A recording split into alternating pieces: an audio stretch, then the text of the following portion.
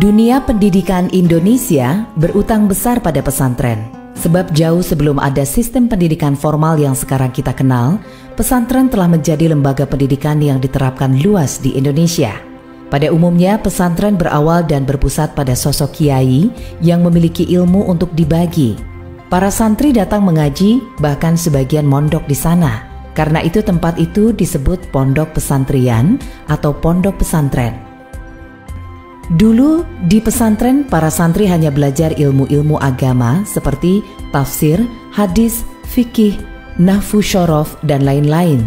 Tapi kini pesantren pada umumnya telah menerapkan program terpadu pendidikan agama dan umum seperti sains, sosial, hingga ilmu kejuruan.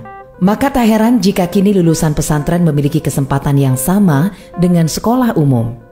Banyak lulusan pesantren yang kuliah di perguruan tinggi umum seperti ITB, UI, UGM, dan lain-lain.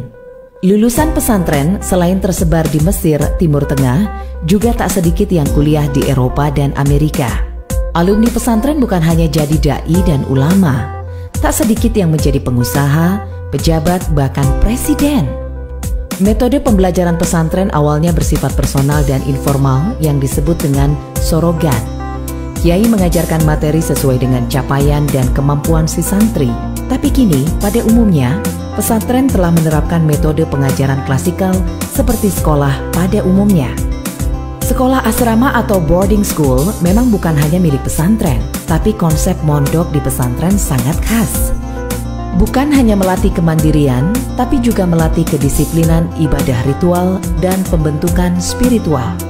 Pendidikan karakter yang sekarang menjadi tema sentral dalam pendidikan modern telah menjadi inti pendidikan pesantren selama berabad-abad. Adab sebelum ilmu, character before knowledge adalah prinsip pendidikan pesantren. Bukan hal yang aneh jika seorang santri harus berkhidmat kepada kiai selama bertahun-tahun tanpa diajarkan satu kitab pun. Kiai bertujuan membentuk adab sang santri sampai betul-betul siap menerima ilmu. Karena tujuan pendidikan bukan hanya taklim, pengajaran, tapi juga takdib, pembentukan karakter. Jika sekolah modern kini tengah ramai-ramai back to nature dengan konsep sekolah alam, maka pesantren sejak dulu telah bersatu dengan alam. Pesantren bukan tempat yang terisolasi dari alam sekitar. Masjid, asrama, sawah, dan kebun selalu menjadi kesatuan yang tak terpisahkan membentuk lingkungan pesantren. Kegiatan belajar tidak terbatas pada mengaji di surau, tapi juga menggarap lahan, memelihara lingkungan adalah bagian pembelajaran di pesantren. Di tengah komersialisasi pendidikan yang menempatkan sekolah sebagai wilayah elit yang tak peka sosial, pesantren menunjukkan sebaliknya. Tak ada benteng yang memisahkan pesantren dari lingkungan sekitar.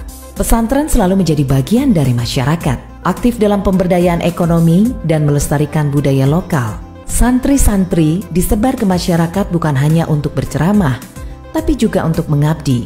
Pesantren mengajarkan Islam hingga intinya, yaitu sebagai agama rahmatan lil alamin, memperjuangkan kemanusiaan, menghormati perbedaan, menumbuhkan cinta tanah air.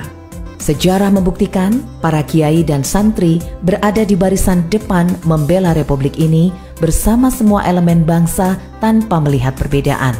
Perbedaan dipandang sebagai rahmat, bukan laknat. Karena itu, intoleransi, takfirisme, radikalisme tak mendapat tempat dalam tradisi pesantren. Pesantren bukan hanya sebuah lembaga pendidikan, tapi juga tempat merawat kekayaan budaya bangsa. Tak berlebihan jika Martin van Bruynesen menyebut pesantren sebagai one of Indonesia's great tradition.